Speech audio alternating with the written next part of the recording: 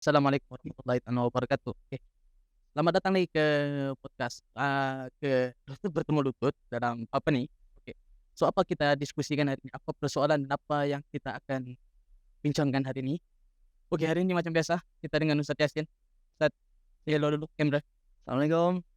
So, Ustadz oke. Wih, lambat tuh, sedikit berdosa. Oke, sorry Ustadz. Oke, hari ini kita direct kepada kita punya topik, di mana kita, hari ini memandangkan tidak lama lagi perayaan Hari Raya Idul Adha. Ustadz, ada beberapa persoalan mau ditimbulkan kepada Ustadz nih, mau ditanyakan kepada Ustadz, boleh Bang, ya? Boleh insyaallah, apa yang mampu saya jawablah insyaallah. Oke, memandangkan kita menghampiri dengan, Idul Adha dan apa yang paling common dengan Idul Adha nih adalah ibadah kurban. Jadi, boleh terangkan sedikit, apa tuh sebenarnya ibadah kurban? Adakah, apa pula manfaat untuk kita? Ada memberi something nggak kepada, benefit untuk orang yang melakukan ibadah kurban? Boleh ceritakan sedikit, Ustadz? Hmm, oke, jadi sebenarnya pasal ibadah kurban nih, sebelum kau tanya loh, Oke. 1400 tahun yang lalu satu orang sahabat sudah bertanya pada Nabi sallallahu alaihi wasallam. Nama Oh, sahabat itu Zaid bin Arqam radhiyallahu anhu. Jadi dia pun tanya juga, dia pun keliru. Jadi sahabat ini ada sifat ingin tahu kan, dia pun tanya, "Ya Rasulullah, apa sebenarnya tujuan kita buat kurban nih? Dan apa sebenarnya intipati daripada amalan kurban nih?" Aku tidak paham. Jadi Nabi beritahu, "Hada sunnatu abikum Ibrahim." Ini adalah perkara yang dilakukan oleh bapa kamu Nabi Ibrahim alaihissalam. Jadi benar. seperti yang kita tahu, Nabi Ibrahim ini dia pengasas kepada agama Islam, millati abina Ibrahim. Kita ini berjalan di atas millah Ibrahim. Maksudnya? Maksudnya agama Islam yang kita amalkan sekarang nih, Oke. dia akar dia tuh daripada hasil daripada nih apa panutan yang diamalkan oleh Nabi Ibrahim alaihissalam. Oh. Kebanyakannya begitulah diwariskan pada kita. Ya, itu yang diwariskan kepada Hmm. kita. Oke, seterusnya, terangkan Ustaz, apa sebenarnya ibadah kurban? Oke, jadi kurban nih dia baru-baru ini aku tengok video Ustaz Zaidrus. Dia Oke. beritahu satu orang yang kurban semata-mata untuk korban lembu, mau makan lembu, duri lembu semua kan. Ini sebenarnya belum lagi dikira sebagai ibadah kurban. Sebab? Ah, Kenapa dia belum dikira ibadah sebab kurban? dia tunggu dulu. Masa Ustaz Zaidrus beritahu, dia sebab bila kita buat macam tu, dia bukan kerana mendekatkan diri kerana Allah. Kita buat tu kerana untuk dia lah, untuk sembelih lembu. Tiada niat semata-mata kerana Allah. Jadi ibadah kurban ni, Ustaz beritahu, ibadah kurban ni adalah bila kita sembelih haiwan sembelihan, haiwan binatang al-an'am Oke, pada hari raya haji, oke. semata-mata untuk mendekatkan diri pada Allah SWT. Jadi, kurban nih cuma dilaksanakan sewaktu hari raya Idul Adha saja tak? Itulah definisi kurban sebenarnya. Oke, ceritakan dulu apa Ustaz, kenapa boleh terjadi ibadah kurban nih sebenarnya? Boleh ceritakan? Jadi sebenarnya kita ambil peristiwa kurban ni kan daripada peristiwa inilah kisah Nabi Ibrahim alaihissalam. Seperti yang kita tahu kan, Nabi Ibrahim ni sebenarnya adalah satu orang Nabi ulul azmi, Oke. Nabi yang banyak diuji oleh Allah. Dan Nabi Ibrahim ni satu orang Nabi yang bukan sahaja dia melaksanakan perintah Allah, tapi Allah beritahu dalam Quran, wa idz batala Ibrahim bikalimatin fa atammahun. Kami menguji Nabi Ibrahim, dan Nabi Ibrahim ni bukan melaksanakan setiap perintah Allah ni. Oke. Setiap ujian yang dihadapi oleh Nabi Ibrahim, dia bukan sekadar melaksanakan, bahkan atammahun, dia menyempurnakan perintah Allah. Hari ini kita perintah Allah apa, contoh semayang kan? Benar betul. Solat. Allah SWT perintahkan semayang. Kita pun semayang di mana? Di rumah. Hujan gerimis sikit pun, nak boleh aku semayang di masjid nih. Hujan. Di rumah kita semayang. Ini bukan menyempurnakan perintah Allah nih. Ini maksudnya kita laksanakan saja. Tapi Nabi Ibrahim, setiap ujian, setiap perintah yang Allah perintahkan pada Nabi Ibrahim, dia laksanakan dengan sempurna. Jadi sebenarnya pengorbanan Nabi Ibrahim ini kan luar biasa. Kalau kita baca dalam Quran kan banyak kisah Nabi Ibrahim. Kalau kita sekadar baca, kita macam tengok, oh biasalah Nabi Ibrahim, millati abina Ibrahim. Allah beritahu banyak, Allah SWT puji Nabi Ibrahim kan. Iya, betul. Tapi sebenarnya ada punca, ada sebab kenapa Allah SWT puji Nabi Ibrahim dalam Quran. Jadi Sebab kalau jadi kalau kita mau tahu kan, sebenarnya Nabi Ibrahim alaihissalam ini satu orang Nabi yang paling banyak diuji oleh Allah. Bayangkan waktu dia kawin dengan Siti Sarah alaihissalam, berapa tahun tuh? dalam tempo masa yang lama tidak mendapat zuriat. Tiada zuriat. Nabi Ibrahim tiada zuriat. Jadi satu masa ni Siti Sarah alaihissalam satu orang istri yang dia bukan tahu kehendak, bahkan dia memahami kehendak. Jadi dia ada dua nih. Oke. Dalam istilah Tahu dan paham nih dia, kalau tanya aku lah, tahu nih, dia tahu tentang suatu perkara, tapi dia tidak memahami ataupun mendalami perkara itu ataupun mengambil iktibar daripada ah, contoh sesuatu ilmu. ah, Ramai orang tahu, tapi daripada tahu tuh belum mencapai kepada tahap memahami. ya betul. Macam contoh lah, aku tahu contoh satu orang kawan, aku kenal si Fulan. Tapi dalam aku tahu dia, aku belum tentu memahami apa yang dia mau, apa yang dia suka. Iya, Is it- betul. Itu tahu dan paham. Jadi apa pula yang membezakan seorang istri yang tahu dan paham dalam tugasnya? Oke, jadi dalam istilah bahasa Arab, baru-baru ni aku dengar bayan Ustaz Farkandai kan. Dia beritahu dia ada dua. Tolab dengan mansyah. Jadi tolab ni dia kehendak. Tolab ni kehendak, mansyah ni dia memahami kehendak atas sedikit daripada tolab. Jadi satu orang, kita ambil contoh lah kan, contoh yang senang. Satu orang suami balik daripada kerja dalam keadaan letih, penat. Seharian bekerja. Kalau mau menyandar ya Ustaz. Oh. Penat tuh dia penat. Jadi satu orang suami yang balik daripada kerja dalam keadaan penat, satu istri ni pun dia datanglah, wahai suamiku, abang penat ya. Jadi suami ni pun beritahu, wahai sayang, abang penat, tolong buatkan kopi. Oke. Kita pun sekarang berada di kirim kopi. Oke, kita berada di kirim iklan sudah. Oke, kirim kopi. Untuk yang tahu, kirim kopi ini di Ladatu, dia terletak dekat kampung Tabanak. Kalau kamu tahu Masjid Tabanak tuh, kamu masuk sebelah kanan, lurus kamu akan sampai ke satu, mungkin kita boleh panggil hidden village maybe. Sebab dia cantik dan aku tidak sangka dia di dalam kampung tuh ada satu cafe, ada satu tempat makan, satu tempat minum yang sangat cantik, santai. Jadi untuk orang Ladatu ataupun orang Sabah yang datang ke Ladatu, can check out lah this place. Memang sangat recommended dan paling penting dia punya suasana maha romantis. Itu saja aku boleh cakap, maha romantis tempat dengan lampu-lampunya, makanannya very comfort food. Orang zaman sekarang beritahu estetik lah. Estetik. Vibes dia tu semua. Alright. Teruskan. Tahu dengan paham tadi. Apa tadi bahasa Arabnya? Tahu dan paham ni? Tolab, Tolab, tahu kehendak, tahu mansyah, kehendak, memahami kehendak. memahami kehendak. Oke, teruskan. Jadi istri ni pun dia buatlah kopi. Dia buat, datang perintah baru dia buat. Ini dia tahu kehendak. Tapi ada satu orang istri lagi. Dia tengok yang suami dia balik daripada kerja, dia pun tunggulah suami di depan pintu. Sebelum suami dia sempat bagi salam, dia beritahu, abang, sayang tahu abang penat. Oke. Untuk abang yang penat, sayang telah buat secawan kopi. Secawan kopi yang hangat. Secawan kopi yang hangat untuk abang yang sedang penat. Oke. Jadi ini orang beritahu mansyah, dia tahu kehendak suami dia. Dia memahami kehendak suami dia. Maksudnya bukan perintah baru dia buat, tapi sebelum datang perintah dia sudah faham apa kehendak suami dia. Jadi Siti Sarah alaihissalam ni satu orang istri yang begitu sangat memahami kehendak suami dia. Dia tahu tiadalah satu orang suami di dunia ni yang tidak mahukan anak. Mana semua orang yang bergelar suami inginkan zuriat. Betul. Jadi Siti Sarah alaihissalam tengok setelah berapa tahun dia tidak zuriat, dia pun offer lah pada Nabi Ibrahim alaihissalam, kenalan dia. Siti Hajar alaihissalam. Dan seperti yang kita maklum, Jadi Siti Sarah alaihissalam ni memperkenalkan Siti Hajar alaihissalam kepada suami dia, kepada suami dia untuk jadikan istri kedua. jadikan istri kedua. Oke, wow, excited. Seperti yang kita tahu, mana-mana istri pun, mana-mana perempuan di dunia ni, siapa yang suka dimadukan? Tiada. Bahkan istri Nabi SAW pun ada berlaku khilaf di kalangan mereka. Dan ini semua ni sifat manusia, sifat basyariah, sifat asal manusia. Jadi Siti Sarah ni pun dia korbankan perasaan dia tekan nafsu dia. Dia beritahu, wahai Ibrahim, suamiku, aku ada satu orang kenalan Siti Sarah alaihissalam, Siti Hajar alaihissalam, kamu kawinlah dengan dia. Maka Nabi Ibrahim pun kawin dan dengan izin Allah SWT dikurniakan anak. Nama dia Ismail alaihissalam. Oh, dia dengan Siti Hajar, istri kedua. Istri kedua dapat Ismail alaihissalam. Oke. Jadi bila Siti Hajar alaihissalam dapat anak, Siti Sarah belum dapat. Siti Sarah ni cemburu. Alamak. Dia kata, wahai suamiku, engkau bawalah mereka ni keluar daripada rumah.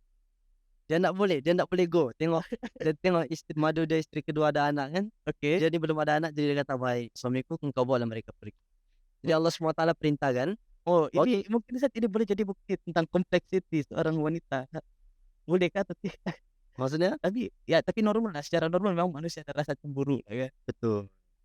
Mana-mana manusia. Sedangkan Nabi Adam pun Eh. diturunkan ke dunia dengan Siti Hawa alaihissalam.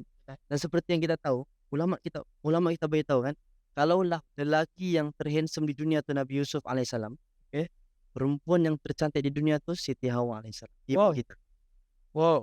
Bayangkan Siti Hawa alaihissalam bila Nabi Adam keluar daripada tempat tinggal mereka untuk Surga. mencari, ini masa di dunia, Di dunia sudah. Oke. antar ke dunia selepas bertemu. Bayangkan Nabi Adam alaihissalam keluar untuk memburu ataupun bercucuk tanam, Oke.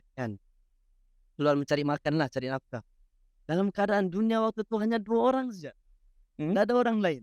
Nabi Adam dengan Siti Hawa saja ada di dunia. Begitupun Siti Hawa boleh cemburu dengan suami. Tapi gimana lagi suami? Oh, jadi secara lumrahnya memang wanita begitu. ini Memang begitu. walau Cemburu. walaupun 2 orang sejak masa tu makhluk dekat manusia lah.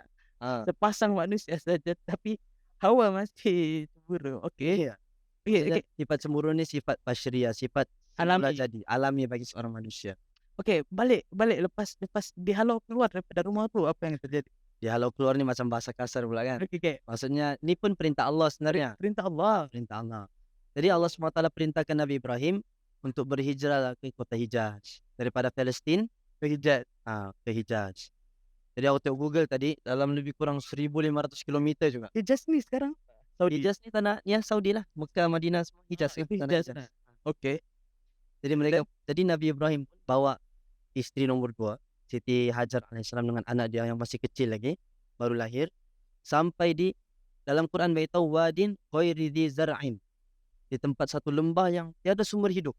Wadi itu lembah. Wadi itu lembah lah. Jadi sampai di lembah tu, Nabi Ibrahim pun bekalkanlah beberapa biji kurma dengan sekantung air daripada yang bekas kulit lah, berisi air, untuk menjadi bekal kepada anak dan isteri dia. Jadi masa Nabi Ibrahim ingin balik ke Palestin, tinggalkan anak dan isteri dia di satu lembah yang tiada sumber kehidupan, yang tiada air, Kering kontang. yang tiada pokok, tinggalkan Nabi Ibrahim beritahu, burung pun tiada. Burung yang mau lalu di atas tempat itu pun tidak ada burung. Kan, macam mana burung mau lalu kalau sumber air pun tidak ada di tengah padang pasir. Bayangkan memang waktu itu tanah Hijaz ni tanah yang kering lah. Dan Oke. daripada situ Nabi Ibrahim pun ingin bergerak ke Palestin, ingin balik tinggalkan anak dan isteri dia. Lalu Siti Hajar pun tanya, "Wahai suamiku, kenapa engkau tinggalkan kami di tempat yang tiada sumber kehidupan, tiada sumber makanan?" Nabi Ibrahim diam saja. Dia diam. Lepas 3 kali Siti Hajar alaihissalam tanya, lalu timbullah dalam fikiran Siti Hajar ni, dan dia tahu mansyah, dia faham kehendak suami dia. Ini yang mansyah tadi, dia faham kehendak suami dia. Dia beritahu, "Wahai suamiku, adakah ini perintah Allah?" Maka Nabi Ibrahim beritahu, "Na'am, ini adalah perintah Allah." Ya, Ya. Dan ada riwayat beritahu Nabi Ibrahim tidak pun sebut perkataan ya. Nabi Ibrahim sekadar angguk saja. Ya, ini adalah perintah. Sekadar angguk. Lalu Siti Hajar alaihissalam beritahu, maka baru lahirkan Ismail terus aduh ya Allah. Bayangkan ini ujian nih. Aman dapat anak, dapat perintah pula untuk ditinggalkan di tengah padang pasir pula tu. Satu pengorbanan yang sangat besar. Alright, continue. Jadi Siti Hajar pun beritahu, kalau ini adalah perintah Allah, pasti Allah tidak akan sia-siakan. Maka setelah berlalu berapa hari, bekalan kurma pun habis, air pun habis. Siti Hajar pun jadi risau melihatkan keadaan anak dia menangis, tiada susu. Maka Siti Hajar pun bergeraklah kan, naik ke Bukit Safa. Tengok kalau ada kabilah yang lalu, ataupun kalau ada mana-mana sumber air. Dia tengok tiada. Turun, bergerak ke Marwah. Dan perjalanan sa'i ni, sa'i yang dilakukan oleh Jemaah haji. Oleh jemaah haji ni daripada Safa ke Marwah, mengambil perjalanan panjang 35 km. 35 km dari Safa ke Marwah. Ke Marwah 7 kali pusingan. 7 kali pusingan 35 km. 35 km. Itu dalam keadaan Safa Marwah ada tiles yang agak mahal juga lah. Mozaik yang selesa. Lepas tu aircon, beratap lagi. Memang banyak kemudahan. Mas satu padang pasir. Bayangkan Siti Hajar alaihissalam dalam keadaan padang pasir. Cuaca panas pula, bukan panas Malaysia. Panas kota Mekah 48 Celsius. Wih, 48. Saya Kita lihat naik 45, 48 Celsius. kita naik 34 pun di Malaysia lah, bising gitu. Weh, Bakar hari itu naik bakar 30, kulit 32 tuh. Celsius pun macam-macam kes, ada orang pitam lah. Iya.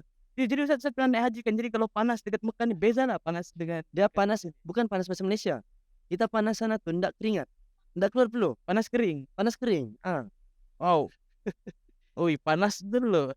Lain macam panasnya. Kebayangkan kami gerak dari hotel pergi ke Masjidil Haram. Dari hotel kami ini namanya Hotel Land Premium. Oke. Daripada hotel ke Masjidil Haram 1 kilometer. Masa ini umrah haji? Ini haji. Haji, oke. Daripada hotel ke Masjidil Haram 1 kilometer. Kami pergi Masjidil Haram waktu itu jam 2 atau 3 pagi. Awal, memang awal. Itu subuh lah. Untuk subuh. Oke. Sekali tahajud lah. Pergerakan tuh, perjalanan dari hotel ke Masjidil Haram tuh, ya Allah, panas. Malam, maupun malam. 2-3 pagi tuh, panas. Angin dia tuh kalau kena, ya Allah, Bahang. bahang. Masya Allah. Bayangkan, ini malam. Bayangkan dalam keadaan pagi ataupun tengah hari, berpanas-panas. Siti Hajar mungkin masa tu tak tahu kalau ada selipar, Allah alam. Kan? Mungkin kalau ada selipar pun selipar yang dhaif. Oke, lepas tu, lepas Siti Hajar berlari dari Safa ke Marwah, apa yang terjadi? Apa yang terjadi, Allah SWT pun turunkan nusra gaib. Jadi di sini ulama kita ambil iktibar daripada perbuatan Siti Hajar.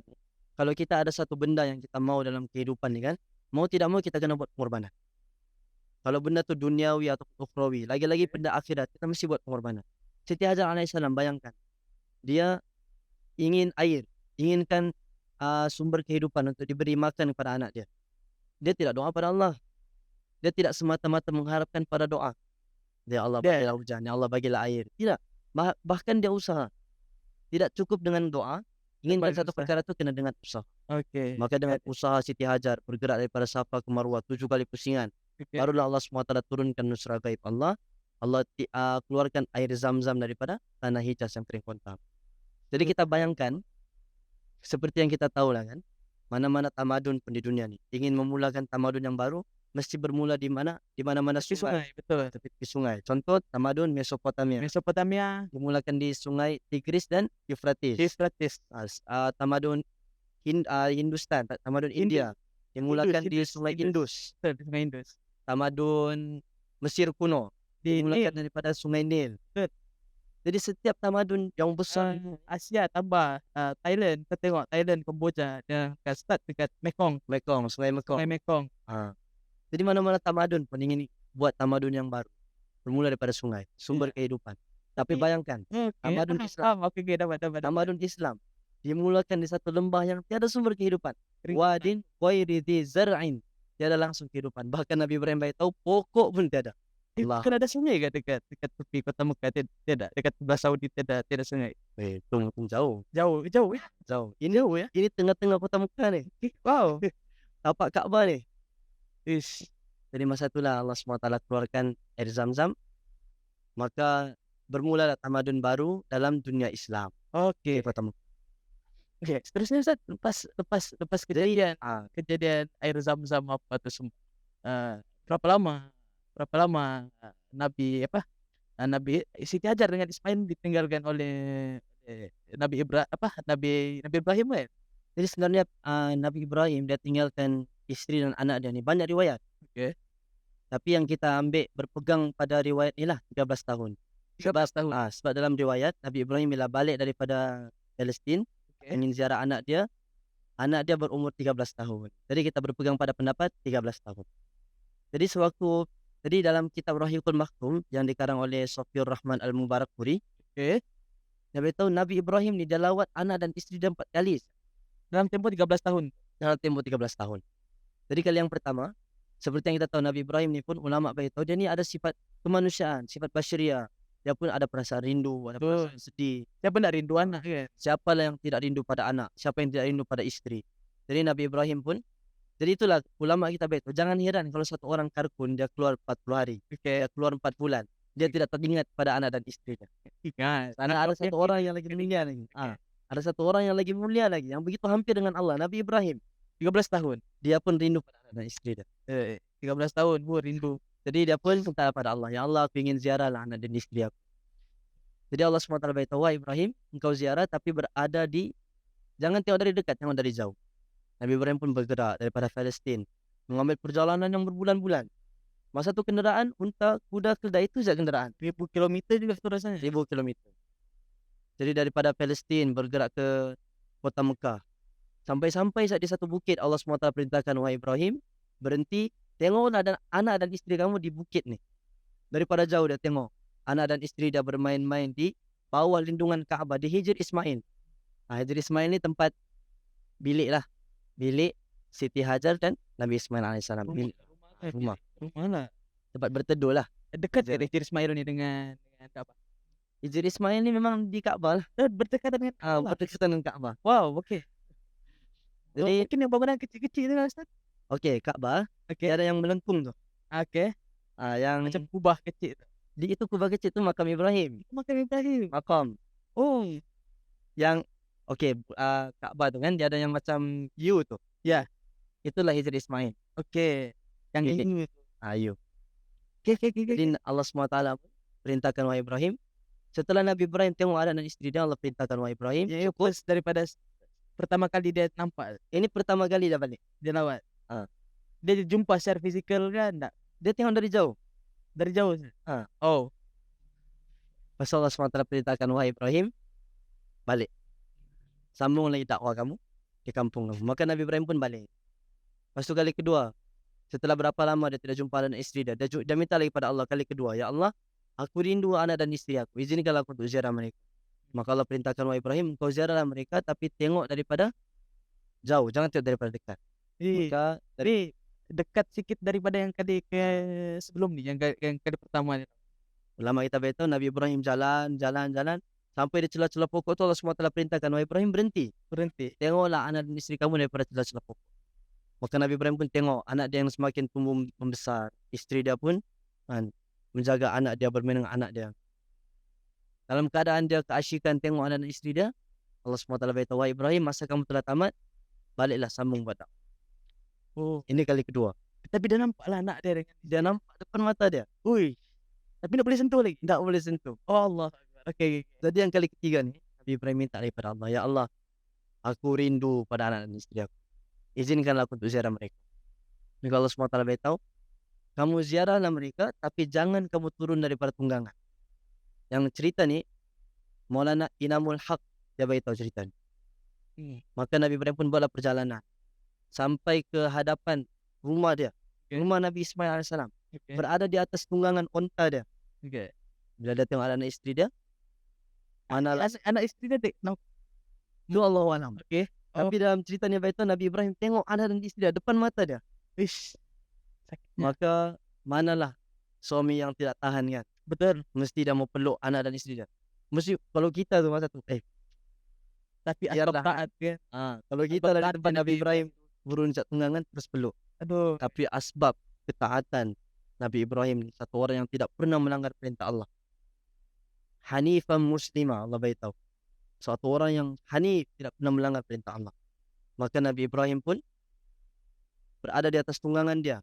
Allah beritahu, "Wahai Ibrahim, masa kamu telah tamat, balik." Okey. Maka Nabi Ibrahim pun telah balik sambung badak. Sehinggalah hari kali keempat setelah 13 tahun, dia pun minta pada Allah, "Ya Allah, aku ingin ziarah anak dan isteri aku." Ini tahun yang ketiga, Pak. Ini tahun yang ke-13. Okey. Maka Nabi Ibrahim pun balik menjenguk anak dan isteri dia. Waktu ni dia bertemu secara fizikal lah, bermain-main dengan anak dan isteri dia. Anak-anaknya dah terdetek apa? Dia hilang. Tak wujud konflik begitu dah. Satu orang anak Okey. yang dibesarkan dengan isteri yang soleha, Okey. dia akan menumbuh sebagai satu orang anak yang soleh. Subhanallah. Ini pengaruh isteri dalam agama. Pengaruh isteri dalam agama dan kesan kepada institusi rumah tangga lah. Dan isteri ni sebenarnya, peranan isteri kepada rumah tangga ni, dia boleh mengubah kehidupan dunia. Dia boleh mengubah dunia dengan isteri yang soleha ni, dia boleh mengubah dunia. Macam tu ya, senang. Oh. Satu orang isteri yang soleha dan tidak soleha, dia boleh memberi kesan impak yang besar kepada dunia. Tapi Okey, kita hari ini masih sibuk dengan romance ride. Geram. There's no Okay. Cukup, Oke. cukup. Cukup. Marah pula golongan perempuan. Sorry ya. Oke, jadi Nabi Ibrahim pun jumpalah dengan anak dan istri dia bermain-main hari pertama, hari kedua. Hari ketiga, malam tu Nabi Ibrahim diberi mimpi oleh Allah SWT. Oke. Bayangkan setelah 13 tahun tidak berjumpa dengan anak dan istri dia. Bila jumpa, baru bersenang-senang selama 3 hari. Oke. Hari ketiga malam tu Allah SWT datangkan mimpi, dia sembelih anak.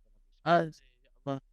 Baru lepas 13 tahun dapat dapat lepas 3 hari dapat mimpi pula untuk bunuh Ya, Sembelih anak. sembelih anak dia. Jadi masa tu Nabi Ibrahim pun fikir. Dia bukan fikir macam mana dia mau elak perintah Allah ni. Oke. Dia fikir macam mana aku mau laksanakan perintah Allah ni. Macam mana aku mau bagi tahu pada anak aku Ismail dengan cara yang paling hikmah. Cara yang paling dia sebenarnya dia sakit hati. Dia pun jumpa anak dia. "Wahai anakku, semalam aku mimpi. Aku mimpi aku menyembelih kamu." Oke.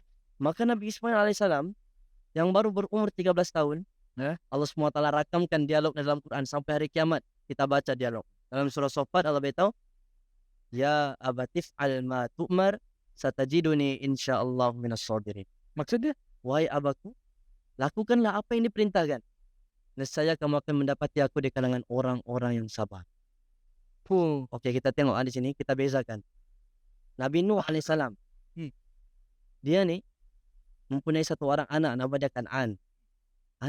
Ulama kita beritahu Nabi Nuh dengan Kan'an ni tidak pernah berenggang. Oke, Ustaz, sambung kita sambung yang apa? Kan'an tadi. Macam mana? Apa kaitan? Apa berkaitan tentang Nabi Nuh alaihissalam dengan kisah Nabi Ibrahim? Oke, kita tengok. Hasil didikan satu orang istri yang soleha. Oke. Bayangkan, Nabi Ibrahim alaihissalam tinggalkan anak dia 13 tahun. Tidak pernah pun didik anak dia. Tidak pernah bagi nafkah kepada anak dia. Tidak pernah pun bergurau senda dengan anak dia. 13 tahun. 13 tahun. Tapi hasil didikan satu orang istri yang soleha, bila datang satu perintah Allah yang sangat berat untuk dia dikorbankan, anak ni dikorbankan. Dia beritahu, "Ya Allah, abatif al-ma tu'mar satajiduni insyaallah." Engkau lakukanlah wahai ayahku. Engkau akan dapat aku ni orang sabar. Umur 13 tahun. Oh, Di manakah anda waktu umur 13 tahun? 13 tahun. Kita di mana? Kita di mana umur 13 tahun? 13 tahun main basikal di sawit-sawit. Main PS2. PS2. Oh, itu Kalau- kaya betul loh. kalau- Zamanku siapa ada PS2 dia kaya. Kalau budak zaman sekarang ML PUBG lah. ML Umur PUBG lah. 13 tahun. Ada yang sub foto biasa. Oh, Couple-couple lagi sekarang kan. ah, Buat JJ lagi dengan couple. jadi Itu umur kita 13 tapi tahun. itu pun satu topik yang bagus bawa nanti tapi nanti kita cerita lagi Ustaz. Oke, asing itu topik Asing, asing ya. Jadi hasil didikan istri yang soleh ini begitulah tumbuh Nabi Ismail ni satu orang anak yang taat. Tapi beza dengan Nabi Nuh alaihissalam. Sesungguhnya Allah SWT uji Nabi Nuh ni bukanlah Allah mau hinakan Nabi Nuh, tapi untuk menjadi iktibar untuk kita lah, Pengajaran pengajaran untuk umat sehingga hari kiamat. Bayangkan Nabi Nuh alaihissalam, satu orang nabi. Dia mempunyai satu orang anak nama dia Kan'an. Dan ulama beritahu Nabi Nuh dengan Kan'an tidak pernah berpisah 1000 tahun. Allah beritahu dalam Quran, "Alfasanatin illa khamsin." Nabi Nuh berdakwah ni alfasanatin illa khamsin, 1000 tahun tolak 50 tahun, 1000 tahun. 950 tahun dia berdakwah. Panjang. Umur dia ulama beritahu 1300 tahun. Umur 1300 tahun. Berdakwah. 950 tahun. Dan dalam tempo itulah dia tidak pernah berenggang pun dengan anak dia Kan'an. Oke. Jadi dalam tempo tu bila mana Allah SWT uji, Allah datangkan satu bah yang besar, banjir yang besar. Banjir yang besar. Lepas tu Nabi Nuh beritahu pada anak dia, "Wahai anakku, datanglah kepada kapal ni. Kau akan selamat. Kau naiklah kapal ni, kau akan selamat." Masa tu air banjir datang sudah. Banjir SWT besar. Allah SWT keluarkan air daripada bumi, turunkan air daripada langit. Hujan dengan air daripada bumi. Hujan air daripada bumi yang keluar. Double trouble. Masa tu dia punya instant je banjir. Sangat cepat lah. Sangat cepat. Jadi dia pun mintalah, "Wahai anakku, datanglah pada kapal ni, kau akan selamat." Maksud apa perkataan Kan'an ni? Allah SWT rakamkan dalam surah Hud. Dia beritahu, "Wa nasa'awi ila jabali ya'simuni minal ma'." Wahai ayahku, aku akan lari ke satu bukit tu. Bukit tu tinggi tu. Bukit Aku yang akan lari. Aku akan lari ke bukit tu. Maka aku akan selamat daripada banjir ni. Maka Nabi Nuh beritahu, "Wahai anakku, tiada yang akan selamat daripada azab Allah melainkan orang yang taat pada perintah Allah. Orang yang diselamatkan oleh Allah." Ya, benar. Maka Kan'an pun mati dalam keadaan kufur depan wajah Nabi Nuh AS, depan mata Nabi Nuh AS. Sedangkan berada dengan Nabi Nuh 1000 tahun, tidak pernah berenggang. Jadi itulah hari ini kalau kita tengok satu orang ustaz, satu orang ulama, Oke. satu orang imam, anak dia penagih dadah, anak dia terlibat dengan zina, anak dia terlibat dengan arak, kita jangan salahkan ayah. Kerana satu masa dulu ada satu orang yang lagi mulia daripada imam, satu orang yang lagi mulia daripada ustaz tu, Nabi Nuh alaihissalam, dia pun diuji dengan anak yang durhaka. Allah. Anak dia Jadi pun mati dalam keadaan kufur. benarlah orang katakan iman tak dapat diwarisi Iman tak dapat diwarisi. dari seorang ayah yang bertakwa. Dan ini punca dia, Sudah. punca dia adalah istri Nabi Nuh kafir. Sedangkan istri Nabi Ibrahim seorang istri yang soleha taat pada suami. Taat pada perintah Allah. Jadi itulah satu orang istri yang boleh bagi impak yang kesan besar kepada dunia. Yang boleh ubah dunia. Benar lah, di belakang seorang laki yang percaya ada seorang wanita. Jadi kalau Nah, seorang wanita yang percaya, I guess kau akan jadi seorang success man lah, seorang laki yang percaya. Kalau kau dapat perempuan yang toksik, kau berapa ramai hari ini karkun terpaking. Paking loh. Karkun terpaking sob istri. orang buat usaha, kawin, jadi slow, sejuk. Punca dia istri. Sebab apa? Untuk dapat pasangan yang paham agama macam kita paham.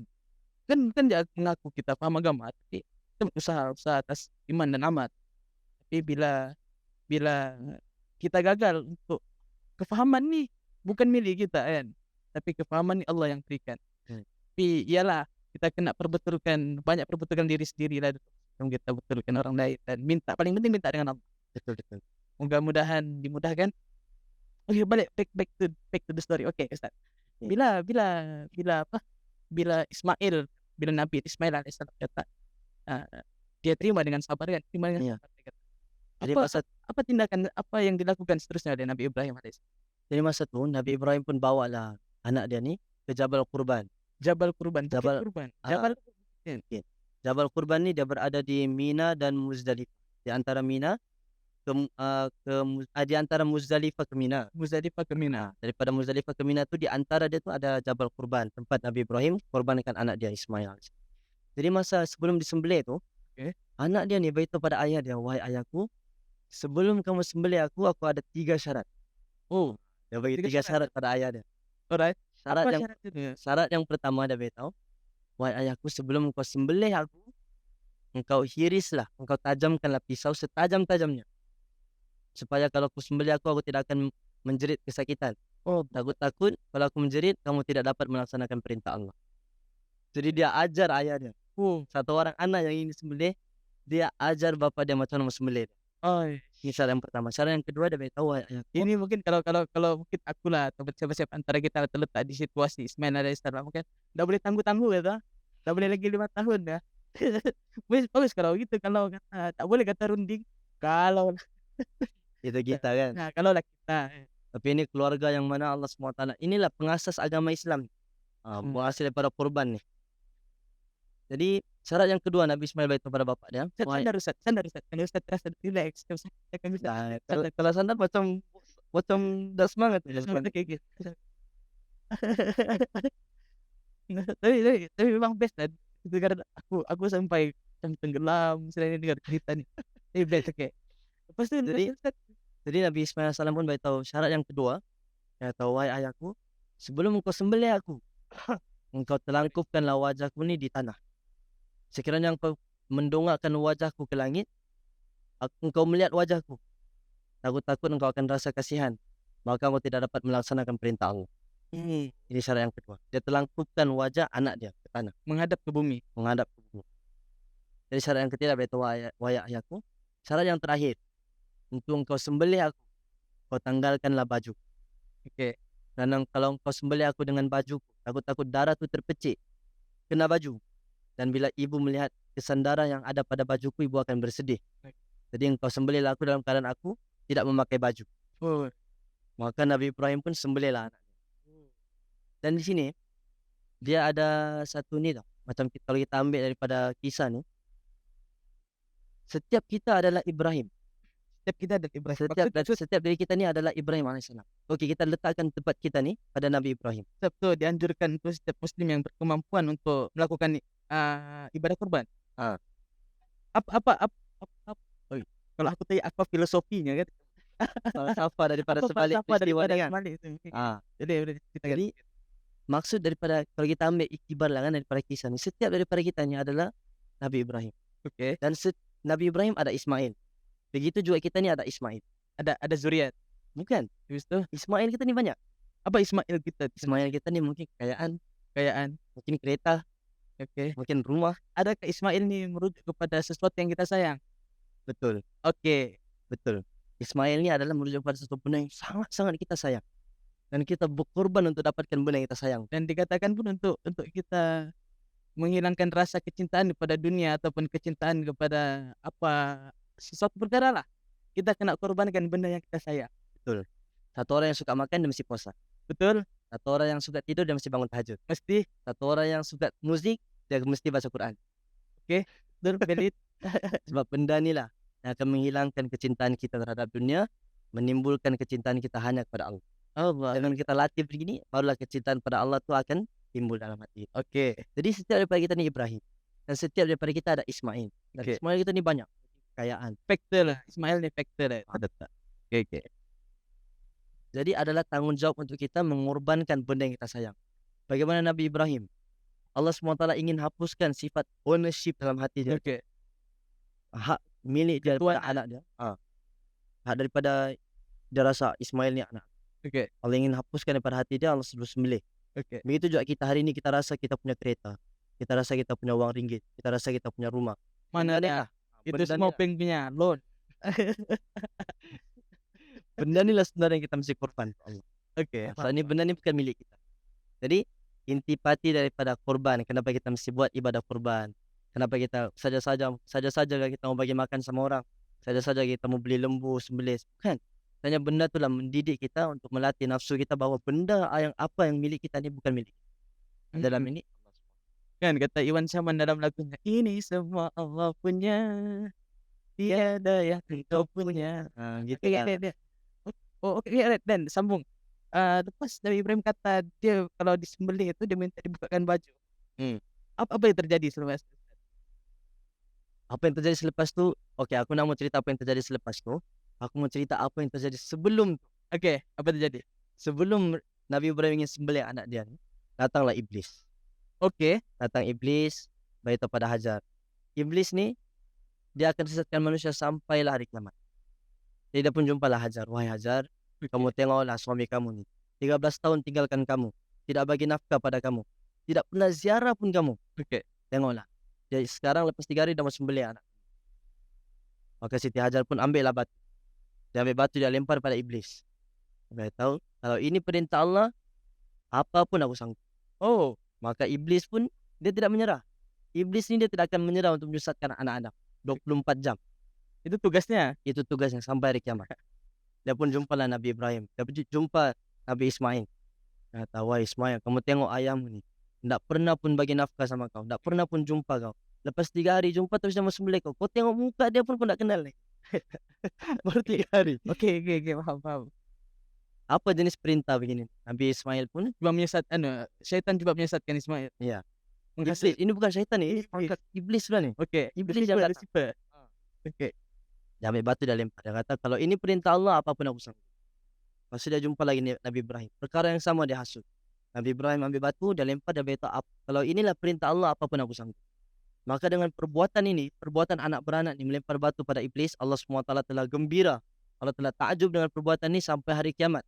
Allah perintahkan semua ibadah haji, semua jemaah haji lontar batu di Jamratul Aqabah, Jamratul Ula dan Jamratul Wusta setiap tahun.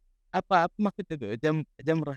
Jamrah ni melontar jamrah lah, melontar batu. Melontar batu lah. Jamrah ni anak batu. Anak batu kecil lah. Melontar anak batu di 3 jamrah ni untuk memuliakan peristiwa yang dilakukan oleh Nabi Ibrahim. Oh, sebab tu kita melontar jamrah waktu antara ibadah haji kan. Rukun ya, Ismail.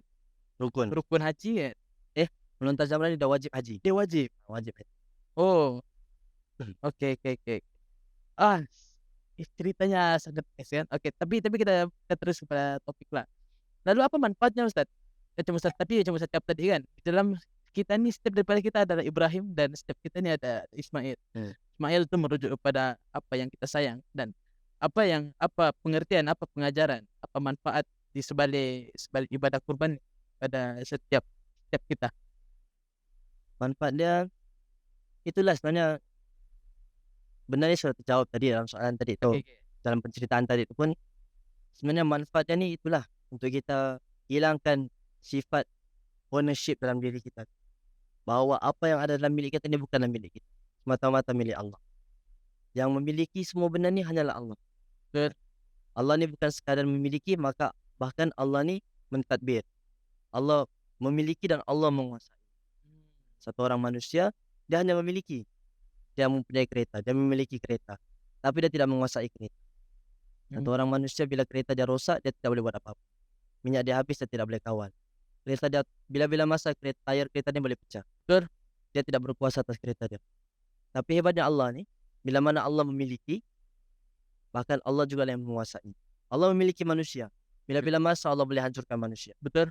Allah memiliki matahari. Bila-bila masa Allah boleh padamkan matahari. Betul. Allah memiliki dunia. Bila-bila masa Allah boleh kiamatkan seluruh dunia. Inilah hebatnya Allah. Kan. Jadi ibadah kurban ni, intipati dia. Bila kita tengok hikmah di sebalik ibadah kurban ni, semata-mata untuk menghilangkan sifat ketuanan, sifat ownership dalam diri kita. Rasa ria, ujub. Rasa dia, ujub. Dan pentingnya untuk kita korbankan benda yang kita sayang. Sebab Allah SWT beritahu dalam surah Ali Imran, juzuk 4, muka yang pertama, lan tanalul birra hatta tunfiqu mimma tuhibbun. Tidak sempurna iman kamu, tidak sempurna amal kebaikan kamu, sehinggalah kamu menginfakkan benda yang kamu sayang. Oke, betul. Jadi Ya. banyak benda yang kita sayang. Banyak. Sahabat, ada satu kebun dia sayang betul. Sahabat, nama dia Abu Talha. Dia punya kebun nama dia Bayroha. Setiap hari Nabi akan minum, Nabi suka minum daripada perigi, telaga daripada kebun tu. Air dia manis. Oh, Bila turun si ayat ni, lan tanalul birra hatta tunfiqu mimma tuhibbun, Nabi tahu ya Rasulullah, tiada lagi benda aku sayang melainkan kebun. Aku infakkan kebun ni untuk agama. subhanallah. Dia infakkan hartanya. Infak. Terus Sekarang masih ada di kebun. Allahu a'lam. Allahu a'lam. Wih, Jadi hari sampai ni cuba kita begitu ya. fikir. Coba kita fikir apa benda yang paling kita sayang di dunia ni. Banyak, sangat banyak benda yang kita Satu sayang. orang remaja ni, mungkin dia tidak banyak harta. Oke, betul. Mungkin dia tiada baju yang mahal-mahal. Mungkin dia tiada handphone yang mahal-mahal. Betul. Tapi satu orang remaja ni, benda yang paling dia sayang sebenarnya adalah masa dia. Masa ni satu Masa yang muda dia ni. Dia mau gunakan untuk enjoy, merempit. Cuba benda-benda yang baru. Cuba couple semua dan sebagainya kan. Oke. Jadi satu orang remaja ni, benda yang paling dia sayang adalah masa. Jadi bila dia korbankan masa dia untuk agama Allah, tekan perasaan dia untuk pergi ke masjid, kurus, ajak manusia dekat dengan Allah, ikut keluar 3 hari, 40 hari, 4 bulan semua kan. Benda ni sebenarnya pengorbanan yang sangat besar betul. di sisi Allah. Dan Inilah namanya kesempurnaan iman. Bila dia mengorbankan benda yang dia sayang untuk agama Allah.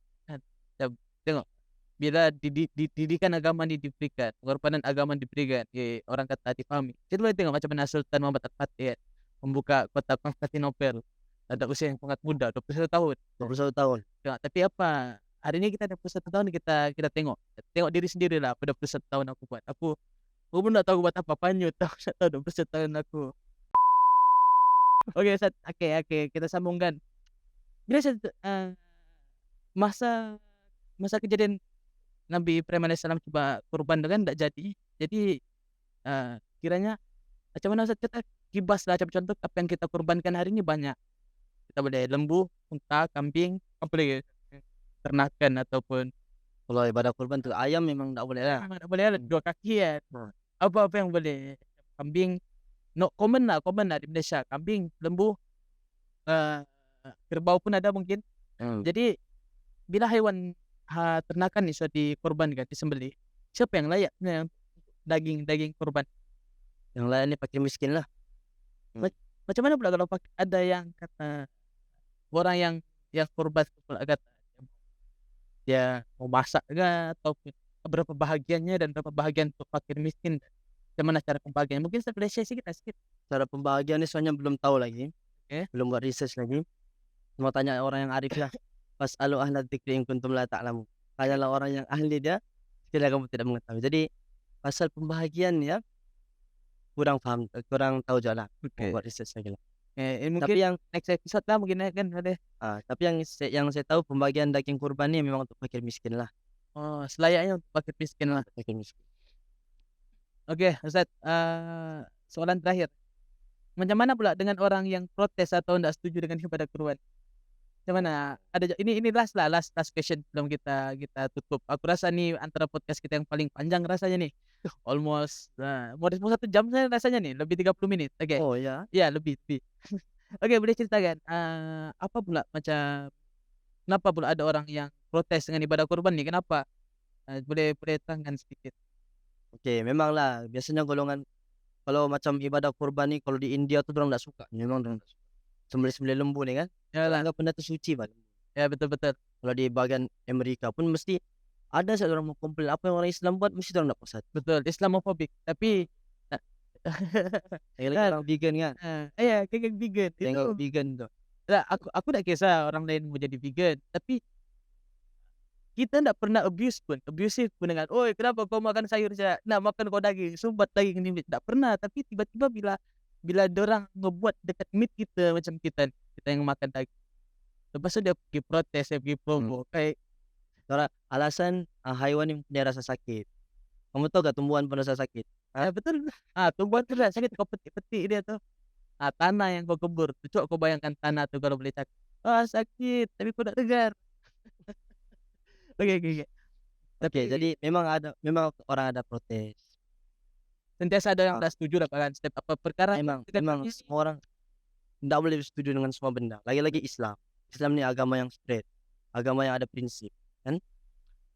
Jadi kalau kita ikut logik lah kan, kalau kita tengok orang barat, orang-orang yang macam McDonald, KFC, Burger King, setiap hari hampir 1 juta orang korbankan lembu, ayam, betul, dorang dorang lagi besar, korbankan dorang lagi apa industri. benda nih, hewan-hewan nih, untuk bagi makan siapa? Untuk bagi makan orang kaya. Setiap hari hampir 1 juta. Tapi kalau kita tengok orang Islam, korbankan lembu, bagi makan dengan siapa? Fakir miskin. Fakir miskin. Sama saja sebenarnya. Cuma yang bezanya siapa yang kita bagi? Oke, Kita bagi orang fakir miskin. Apalah yang kamu protes sebenarnya? baiklah jadi aku rasa pengungsian tentang apa, tentang ini dia lebih kepada macam mana ibadah kurban itu sebenarnya boleh terjadi kan, ataupun cerita-cerita di sebalik, ibadah kurban yang kita lakukan setiap tahun. Moga, sedikit perkongsian yang tak seberapa nih boleh dijadikan iktibar, kongsian. Kalau kamu suka mungkin boleh like, share. Dan kalau mungkin ada yang kurang setuju ataupun rasa ada yang kita tertinggal mungkin Ustaz kan, kita manusia biasa Tersilap tersilap cakap, biasa tuh. cakap, kami pun ada khilaf, tolong perbetulkan. Yang bercakap depannya pun orang jahil juga. Astagfirullah, saya lagi jahil. Tapi siapa yang tidak setuju kalau ada apa-apa, cadangan, buah pikiran untuk apa-apa komenlah untuk apa-apa topik yang patut kita bawa selepas ini. Mau topik yang lagi santai, mau topik yang begini lagi kah, mau topik yang berat kepada politik ataupun ekonomi, silakan. Kalau ada yang mau datang bertamu pun boleh hubungi, boleh boleh direct comment ataupun ke TikTok kami, boleh DM, kata kata request, kata berminat untuk duduk duduk di podcast Lutut Bertemu Lutut dan satu medan diskusi. So terbukalah, bukan sekedar orang Lada tu saja, orang Tawau, Puna, Sempurna, seluruh Sabah, kalau ada dari Semenanjung datang ke sini, kalau mau tengok pun boleh, dan mau datang bercerita ataupun kamu ada mau cakap apa-apa silakan. Ya, pintu sentiasa terbuka insyaallah. Habis sudah untuk malam ni. Ustaz ada apa-apa ini last word for our audience di luar sana? Ini last word, belajarlah untuk belajar buat pengorbanan untuk agama Allah. Betul.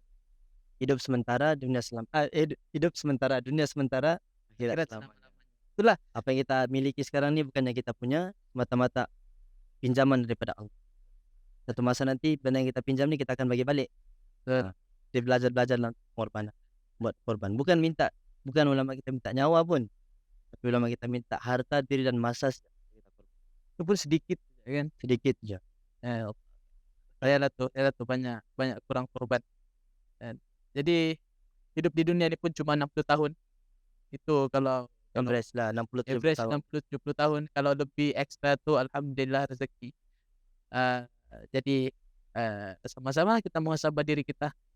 Jadi jumpa di lain hari, di lain masa, di lain topik. Mungkin kita akan buat lagi di Kirim Kopi. Sekali lagi aku mau promote Kirim Kopi dekat dekat Kampung Tabanak. So anyone yang mau datang ke sini silakan datang. Orang-orang Sabah, sekitar Sabah yang nampak nih, oke, Kirim Kopi terletak di Kampung Tabanak, Lahadatu. Boleh search dekat dalam map. ada dia punya location, boleh boleh search dekat map ataupun direct pergi Facebook. Yang paling penting memang tempat ini sangat lain daripada yang lain, thanks atas tajaan lokasi yang sangat romantis, sungguh romantis dengan musik yang sangat hebat. Kamu mungkin nggak dengar sebab aku sudah kasih play audio di sikit, adjust sikit. Tapi apa-apa pun, assalamualaikum warahmatullahi taala wabarakatuh. Kita jumpa di lain hari, di lain masa. Kalau suka dengan Ustadz Yasin, komen. Apa kamu mau cakap Ustadz Yasin jawab lagi lepas ni. Jadi sekian, wabillahi taufiq wal hidayah. Assalamualaikum warahmatullahi taala wabarakatuh. Oke, bye-bye. Go.